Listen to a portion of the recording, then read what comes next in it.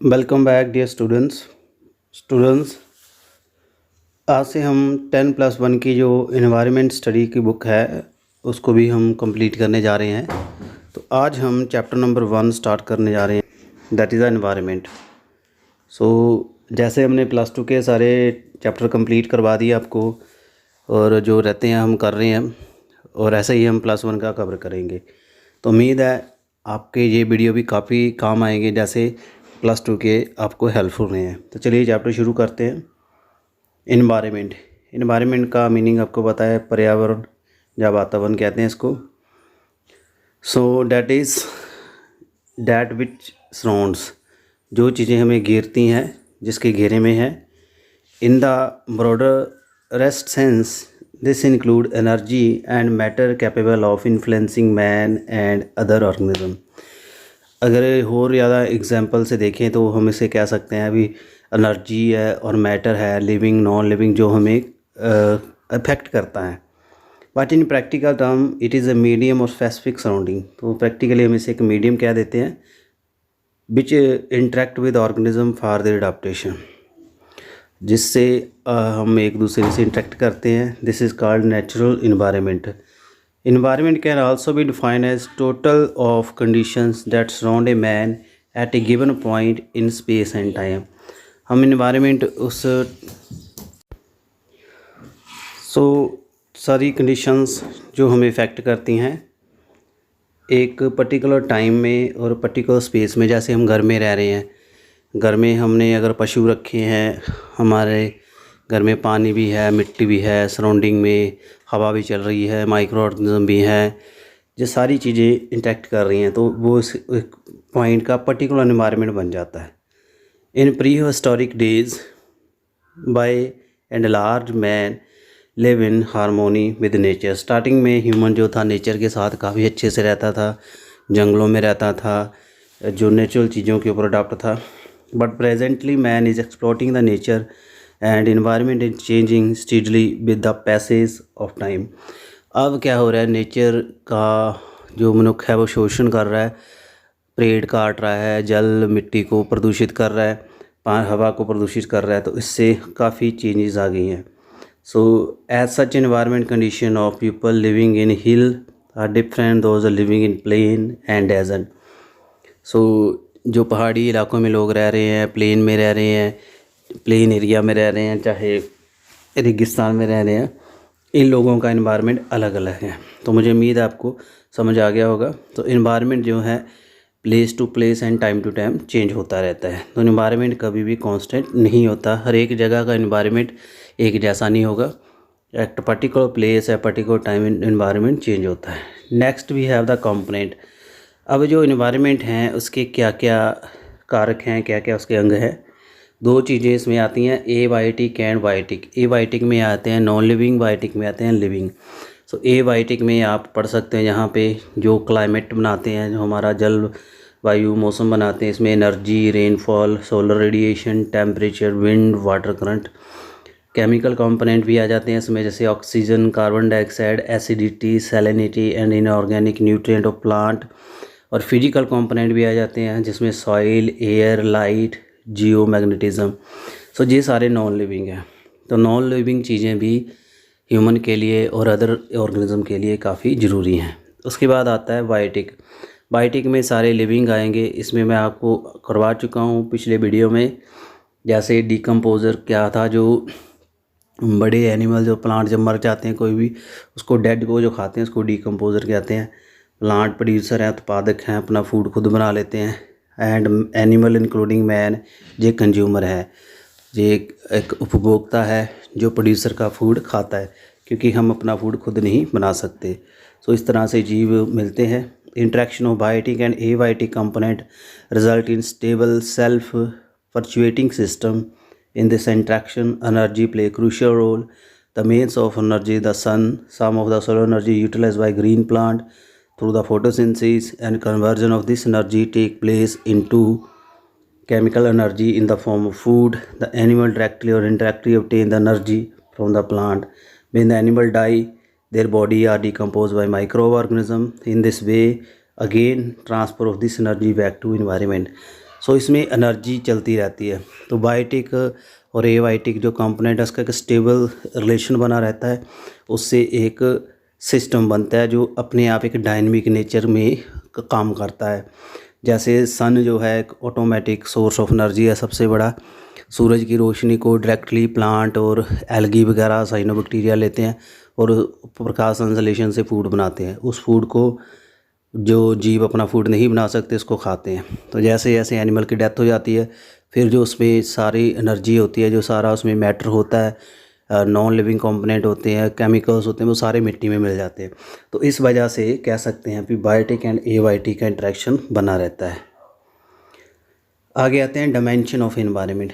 Environment का dimension क्या है? डायमेंशन होता है उसका जो कह सकते हैं मापदंड क्या है, उसकी रूपरेखा क्या है। इन्वायरमेंट को आप 3 नज़रिए से देख सकते हैं, फिजिकली, बायोलॉजिकली एंड सोशली। भौतिक, जैविक और सामाजिक 3 डायमेंशंस हैं। फिजिकली में यहाँ आ जाता है there are the 3 main physical component, जैसे एटमॉस्फेयर, हाइड्रोस्फीयर, लिथोस्फीयर जो आपको नज़र आता है। एटमॉस्फेयर में वायुमंडल आ जाएगा, हाइड्रोस्फीयर में जलमंडल, लिथोस्फीयर में जो पत्थर चट्टानें आ जाती हैं। तो यहाँ आप देख सकते हो ये बायोस्फीयर क्या है, जहाँ पे लाइफ है। बायोस्फीयर की इंट्रैक्शन हमें, जैसे धरती पे जहाँ लाइफ है, हमें वायु का इंट्रैक्शन एक घेरा बना हुआ है ऑल अराउंड, हवाओं का, गैसों का गिलाफ बना है, उसको एटमॉस्फेयर कहते हैं। पानी के जो सोर्सेज हैं वो हाइड्रोस्फीयर बनाते हैं। जो ठोस चट्टानें हैं, मिट्टी है, जहाँ पे खेती बाड़ी होती है, घर बनाते हैं, जहाँ जंगल होते हैं, उसको हम लिथोस्फीयर कहते हैं। तो बायोस्फीयर की यहाँ इंट्रैक्शन होती है, तो इस तरह से ये रोल प्ले करते हैं। यहाँ आप देख सकते हो एटमॉस्फेयर एक इन्वेल्प है लाइफ हैविंग गैस नहीं आएगा, यहाँ सेविंग गैस आएगा। जो सारी गैसें हमारी लाइफ को सेव करती हैं। इसमें ऑक्सीजन, कार्बन डाइऑक्साइड आती है जो हमारी अर्थ प्लैनेट को कवर करती है। ऑक्सीजन को एनिमल लेते हैं और फूड को यूटिलाइज़ करते हैं। कार्बन डाइऑक्साइड को प्लांट लेते हैं अपना फूड बनाने के लिए। Atmosphere act as the greenhouse and it protect our planet from the scorching heat of sun during daytime and extremely low temperature at night। तो इससे टेम्परेचर मेंटेन रहता है, रात में ठंड हो जाती है, दिन में गर्मी होती है। It also serve store house of water vapour which lead to rainfall. Atmosphere में पानी की बूंदें इकट्ठी रहती हैं, वेपर बाष्प कण इकट्ठे रहते हैं, वो जब इकट्ठे होकर कंडेंस हो जाते हैं तो रेनफॉल होता है। हाइड्रोस्फीयर जो जलमंडल है, इसमें आपके पानी के सोर्सेज आ जाते हैं, इसमें ओशियन आ जाते हैं, समुद्र आ जाते हैं, झीलें आती हैं, नदियाँ आ जाती हैं, अदर वाटर बॉडी। तो ये एक क्रैडल ऑफ लाइफ है, एक इसमें ही सारी ज़िंदगी खेलती है और इसमें टेम्परेचर को मॉडरेट करने का, क्योंकि पानी जो है टेम्परेचर कम करने में हेल्प करता है और हमारे सराउंडिंग का टेम्परेचर जो है हाइड्रोस्फीयर से कंट्रोल रहता है। सूरज की रोशनी से जब वहाँ वेपरेशन होती है तो पानी जो भाप बन के उड़ जाता है और बारिश होती है। लिथोस्फीयर जो है ये रॉ मटेरियल है, रॉकी मटेरियल है। इसमें आपको खनिज पदार्थ ये प्रोवाइड कराता है ग्रो सॉइल को। इससे प्लांट ग्रो करते हैं, animal and micro organism survive करते हैं। नैरो जोन फॉर्म एट और close to the interface between atmosphere, hydrosphere and lithosphere. इन तीनों में एक स्फीयर आ जाता है जहाँ बायोस्फीयर है, जिसमें सिर्फ लाइफ रहती है, इसलिए the life zone of earth. The plant and animal are found in the zone between atmosphere and lithosphere. तो जो इसमें एनिमल प्लांट जो मिलते हैं इसमें, वो सारे इसको बनाते हैं। सो एटमॉस्फेयर, लिथोस्फीयर एंड हाइड्रोस्फीयर के बीच में एक स्फीयर आ जाता है छोटा सा, जो इन तीनों चीज़ों को इंटरेक्ट करता है और तीनों चीज़ों के ऊपर डिपेंड करता है। उसको कहते हैं बायोस्फीयर, जिसको जैविक मंडल कहते हैं। ये आपका फिजिकल इन्वायरमेंट था। सेकंड डिमेंशन आपकी आएगी बायोलॉजिकल, जैविक। बायोलॉजिकल इन्वायरमेंट जो है, इसमें लिविंग ऑर्गेनिज्म आएंगे। यहाँ उनका आपस में रिलेशनशिप है एक दूसरे के साथ। जैसे प्रोड्यूसर है ऑटोट्रॉप, स्वयंपोषी जो अपना फूड बना लेते हैं, जैसे प्लांट हैं। कंज्यूमर जो फूड प्लांट से लेते हैं, जो आपके आ जाएंगे उपभोक्ता। डिकम्पोजर हैं जो डेड को खाते हैं, प्लांट एंड एनिमल दोनों को। फोटोसिंथेटिक बैक्टीरिया, ग्रीन प्लांट, ये सारे खुद अपना फूड बना लेते हैं, इसको हम कहते हैं प्रोड्यूसर। ये क्या करते हैं, सूरज की रोशनी को वाटर, मिनरल, कार्बन डाइऑक्साइड को मिला के फूड बनाते हैं, डैट इज़ द फोटोसिंथेसिस, और ये उनको हेल्प करता है सर्वाइव करने के लिए। एनिमल में जैसे मनुष्य है, मैन है, ये अपना फूड खुद नहीं बना सकते और इनको किसी और से फूड चाहिए, तो ये फूड लेते हैं, तो इसको हम कहते हैं कंज्यूमर। सो कंज्यूमर जो हैं ये आगे डिवाइड किए होते हैं। जैसे जो सबसे पहले प्रोड्यूसर को खाता है उसको प्राइमरी कंज्यूमर कहते हैं, जो हर्बीवोरस कहेंगे। जैसे प्लांट खाने वाले आ गए, खरगोश आ गया, हिरन आ गई, हाथी आ गया। सेकेंडरी जो हैं जो मांस खाने वाले हैं, ये उनको खाते हैं जो प्लांट खाते हैं, शाकाहारी को खाते हैं। तो इसमें शेर आ जाता है, चीता आ जाता है, तेंदुआ आ जाता है। Most of micro organism which mainly bacteria, fungus and some micro organism like worm and insect are included in category of decomposer. छोटे कीड़े हैं, जहाँ माइक्रो ऑर्गेनिज्म है, ये बड़े जीवों को खा लेते हैं। जब वो डेड हो जाते हैं, प्लांट गिर गया, किसी एनिमल की डेथ होगी, तो उनको ख़त्म करने के लिए जो हैं उनकी डेड बॉडी को खाने के लिए इसको कहते हैं decomposer. Break down of dead organic material into smaller particle finally, पहले छोटे छोटे पार्टिकल में डिवाइड कर देते हैं उसकी बॉडी को, फिर जो सारा न्यूट्रिशन है वो मिट्टी में मिल जाता है, तो इससे प्लांट को ग्रो करने में हेल्प होती है। तो डिकम्पोजर जो वाइटल रोल प्ले करते हैं नेचर में, क्योंकि इनके बिना सारे जो न्यूट्रिएंट हैं वो एक जगह पर रहेंगे। धरती के ऊपर तो न्यूट्रिएंट का लोड बढ़ जाएगा, गंद पड़ जाएगा और न्यूट्रिएंट का साइकिल रुक जाएगा। आप सपोज करके देखो, अगर बैक्टीरिया ना हो, माइक्रो ऑर्गेनिज्म कीड़े ना हो, तो डेड बॉडीज़ इतनी हो जाएंगी वो सड़ेगी नहीं, जैसे एनिमल कई मर जाते हैं। सोशल में सामाजिक आ जाता है, तो बायोटिक और एबायोटिक फैक्टर में ह्यूमन रह रहा है, तो मोस्ट इंटेलिजेंट है सभी से। Man has adopted himself to these factor in several ways since his appearance of earth he brought the agriculture revolution. खेती बाड़ी की, फूड की डिमांड पूरी की, फाइबर की, कपड़ा पहनना, and he has develop method, और उसने कल्टीवेट किया स्लोप माउंटेन पहाड़ियों को, और वहाँ भी एग्रीकल्चर स्टार्ट कर दी। डैम बनाए, नदियों में बिजली पैदा की, इंडस्ट्रीज़ लगाई, इरिगेशन, फसलों को पानी देने के नए नए तरीके ईजाद किए, गाड़ी मोटरें, ट्रांसपोर्टेशन, जहाज़ तक बनाए, खाने के लिए ब्रेड बटर, इंडस्ट्रियल कई चीज़ें बना ली हैं। तो सोशल इन्वायरमेंट में आपका कल्चर आ जाता है, सभ्याचार आ जाता है, सोशल वैल्यूज़, पॉलिटिकल, राजनीतिक, इकोनॉमिकल, पैसे से, रिलीजियस आपके धार्मिक इंस्टीट्यूट हैं, इंपॉर्टेंट रोल प्ले करते हैं। ऑफन डिसाइड हो the environment resources should be use by man. So social environment हमें बताता है कि हमने इन्वायरमेंट के साथ कैसे रहना है, इन्वायरमेंट को कैसे बचाना है, कैसे हम लोगों से, अलग अलग देशों के लोगों से इंटरेक्ट करते हैं, कैसे हम बाकी जानवरों को कैसे देखते हैं, ये सारा सोशल इन्वायरमेंट में आता है। Human being is a rational and social partner in environment action. Environment में ह्यूमन का एक सेंट्रल रोल है।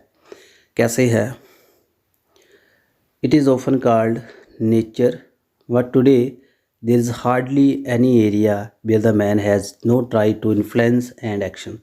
स्टार्टिंग में जो मनुष्य को जब समझ नहीं थी, तो वो कुदरत को देखता था, उसके लिए रहस्य था। अब ऐसी कोई जगह नहीं है जहाँ मनुष्य नहीं गया धरती पे। धरती को छोड़ो, और भी ग्रहों पर जाना शुरू कर दिया।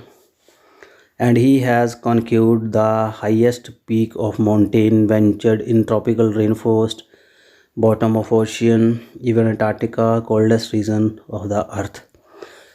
माउंट एवरेस्ट की पहाड़ियों के ऊपर भी चला गया, जहाज़ से ऊंची उड़ानें भी भरी हैं, समुंदर के तल के ऊपर भी चला गया, अंटार्कटिका सबसे ठंडी जगह भी चला गया। सो ह्यूमन हर एक जगह जा चुका है धरती के। So thus present context environment may be taken totality of natural and man-made environment। तो आज environment हम नेचुरल नहीं कह सकते, जो नेचुरल है और जो ह्यूमन ने बनाया है, ये सारा ही environment के अंडर आता है। यहाँ एग्रीकल्चर ह्यूमन ने शुरू की, खुदाई, माइनिंग, इंडस्ट्रीज, उद्योग लगाने, हाउसिंग, बिल्डिंग बनाने, शहर बनाने, ये ह्यूमन ने शुरू किए। तो स्किल डेवलप की, मल्टी स्टोरी बिल्डिंग बनाई, रोड, सड़कें बनाई, पुल बनाए, रेलवे पटरियां बनाई, एयरपोर्ट बनाए और टनल बनाई, वाटर सप्लाई बनाई, केबल टेली कम्युनिकेशन बनाई, सीवरेज बनाए, ये सारी चीज़ें बनाई है। तो ह्यूमन ने जो इन्वायरमेंट बनाया है, जो नेचुरल इन्वायरमेंट है, दोनों चीज़ों को मिला के अब इन्वायरमेंट बनता है। So these changes have improved the living condition of human. Yet due to over exploitation of natural resources, the physical, chemical and biological property of water, air and soil are changed. Human ने जो भी तरक्की की है, जो भी चीज़ें ऊपर मैं बता चुका हूँ, उससे काफ़ी ज़्यादा ह्यूमन की लाइफ आसान हुई है, बट उससे क्या हुआ है, काफ़ी ज़्यादा इन्वायरमेंट को नुकसान हुआ है, हमारी जलवायु मिट्टी ख़राब हुई है. To avoid the deterioration and degradation, many environment society and organisation has started warning the people through poster, rally, lecture, film show regarding the harmful effect of over exploitation of nature resources. अब कुछ NGOs आगे आए हैं, government ने भी initiate लिया है और लोगों को इन्वायरमेंट से छेड़छाड़ करने के जो हमारे नेचुरल जो रिसोर्सेज हैं उनका शोषण करने, उनको अपने लालच के लिए यूज़ करने से क्या नुकसान हो रहे हैं वो बताया है. फिल्में बन रही हैं, लेक्चर दिए जा रहे हैं, पोस्टर बनाए जा रहे हैं, टीवी में आ रहा है, ये हमें बताते हैं कि हमने इन्वायरमेंट को कैसे बचाना है. As a consequence of this, many countries have marked several areas which have been kept free from interference of the human. अब काफ़ी देशों ने कुछ ऐसे एरिया बना दिए हैं, पार्क बना दिए हैं, बायोस्फीयर रिजर्व बना दिए हैं, सेंचुरीज़ बना रही हैं, वहाँ ह्यूमन की कोई इंटरफेरेंस नहीं है, क्योंकि वो ज़रूरी हैं, तभी हम बच सकते हैं, तभी इन्वायरमेंट को बचाया जा सकता है. सोसाइटी एंड एनवायरनमेंट, अब हमारा जो समाज है और हमारा जो पर्यावरण है, इसके क्या एक दूसरे से रिलेशन है. Society is group of interacting people who live in a specific geographical area in organise cooperative manner sharing a common culture. तो सोसाइटी एक कॉमन कल्चर जो शेयर करती है किसी एरिया की, उसको कहते हैं society. It is very clear that the human society and natural environment are intimately tied each other. Human और हमारी सोसाइटी आपस में जुड़ी हुई हैं. Since dawn of human civilisation many social group evolve, जब से हमारा एवोल्यूशन हुआ, जब से हम धरती पे आए हैं, काफ़ी सभ्यताएं, हड़प्पा सभ्यता, सिद्धू घाटी सभ्यता, कई गुप्त काल, मौर्य काल, मुग़ल, जिस सभी से पास होके आए हैं. कई जगह का कल्चर हमने झेला है, देखा है, हमें सभी तरह के कल्चर का पता है. They have adjusted themselves as their natural environment. हर जगह हमने एडजस्ट किया है. जहाँ नेचुरल इन्वायरमेंट, जहाँ फर्टाइल लैंड होगी वहाँ हमने खेती बाड़ी शुरू कर दी, हमने प्रोफेशन बना दिया, एग्रीकल्चरिस्ट आगे. पंजाब, हरियाणा, यूपी जैसे एग्रीकल्चर के स्टेट्स हैं. अदर रीजन जहाँ नेचुरल एनवायरनमेंट रिच इन कोयल, कोला जहाँ है, खनिज जहाँ है, वहाँ लोगों ने खुदाई शुरू कर दी, जैसे Bihar, Jharkhand. So cultural factor also play the natural also play important role and culture में भी define as the man made part of environment. हमारा जो सभ्याचार है हमने बनाया है, ये भी एक इन्वायरमेंट का पार्ट है. ये हमारे social environment and social action को अफेक्ट करता है. According to a artist anthropologist Edward Tylor ने कहा है, culture is the complex whole which include knowledge, belief, art, moral, law, custom and other habits acquired by man as a member of society. सभ्याचार कहा है, उसमें हमारी जानकारी, हमारा ज्ञान आ जाता है, विश्वास आ जाते हैं, कला आ जाती है, शिक्षाएँ आ जाती हैं, कानून आ जाते हैं, रिवाज आ जाते हैं जो हमने बनाए हैं सोसाइटी को चलाने के लिए. The role of culture factor on the natural factor can be best understood by following example. So culture का क्या इफेक्ट है, जैसे agriculture society, irrigation of land एक मेन रिक्वायरमेंट है, पानी देना फसलों को. सो यहाँ रिवर के ऊपर डैम बन गए and if the river are not available nearby people will irrigate the fertile land through the tubewell बन गए. जहाँ रिवर नहीं है, पंजाब में वाटर लेवल जो लो हो रहा है, ओवर यूज़ ऑफ ट्यूबल, क्योंकि हर एक खेत में ट्यूबल लगे हैं, तो इससे नुकसान हो रहा है. Agriculture which is the culture feature affect the natural feature. Similarly industrial जो कल्चर है उसने सोसाइटी पोल्यूट की है, एयर, वाटर, सॉइल पोल्यूट की है. तो हमारा जो कल्चर है, हमारा जो इन्वायरमेंट है, हमारी जो इंटरफेरेंस है, ये सारी चीज़ें एक दूसरे को इफ़ेक्ट कर रही है. It is a foremost duty of every individual of the society to realize what if we go on destroying the natural environment and natural resources, it may lead to a dark future of upcoming generation. हम सभी को ये पता होना चाहिए, हम इसमें पता भी है, हम अंधे बने बैठे हैं कि अगर हम ऐसे ही हमारे रिसोर्सेज का नुकसान करते गए इन्वायरमेंट का, तो आने वाली नस्लों का जो फ्यूचर है वो अंधेरे में होगा. सोसाइटीज़ बनी हैं, गवर्नमेंट है, नॉन गवर्नमेंट एसोसिएशन, NGOs बने हैं जो इन्वायरमेंट के लिए अवेयर कर रहे हैं लोगों को. पब्लिक इंटरेस्ट यहाँ बन रहा है। According to issue attention cycle put forward by Downs there are the 5 stages completely the cycle change the public interest. जैसे 5 स्टेजें हैं यहाँ कैसे लोगों का इंटरेस्ट इन्वायरमेंट के लिए चेंज होता है। पहले तो है जब लोगों को अवेयरनेस नहीं है प्रॉब्लम की, वो स्टेज 1 है। स्टार्टिंग में पता नहीं होता, फिर प्रॉब्लम के बारे में पता होता है तो मीडिया के थ्रू पता लगाया जाता है, लोग अपना इंटरेस्ट शो करते हैं। तीसरी स्टेज में जो लोग हैं काफ़ी इंटरेस्ट शो करते हैं एनवायरनमेंट के लिए। चौथी स्टेज में पब्लिक इंटरेस्ट जो डिक्लाइन होना शुरू कर देता है 2 कारणों से। Firstly find difficulty in implementing of improvement program due to indifferent and non-cooperative attitude of agencies working in field. Secondly, higher cost of environment measure also dampens their interest. So एक तो जो स्टार्ट करवाते हैं NGOs हमें aware करने आते हैं, वो ही इंटरेस्ट छोड़ देते हैं, हमें बता के चले जाते हैं, इंटरेस्ट नहीं देते। सेकंड जो प्लान है वो काफ़ी महंगे हैं, लोग गरीब हैं तो लोग पीछे हट जाते हैं। तो लास्ट में आ जाता है public interest become intermittent, sometime decrease sometime increase. फिर इसमें डामाडोल कंडीशन आ जाती है, कई बार लोग इंटरेस्ट शो करते हैं, कई बार नहीं करते। According to Downs at present the situation approximately in the middle की सिचुएशन है, 3rd स्टेज पे है इशू अटेंशन साइकिल। ये हमें पता होना चाहिए। Different type of social system and there impact. अलग अलग सोशल सिस्टम क्या है और उनका क्या प्रभाव है। Different type of social and political system also affect the environment problem and their solution. As usual there are the 2 kind of society. यहाँ जो है कैपिटलिस्ट हैं एंड सोशलिस्ट हैं।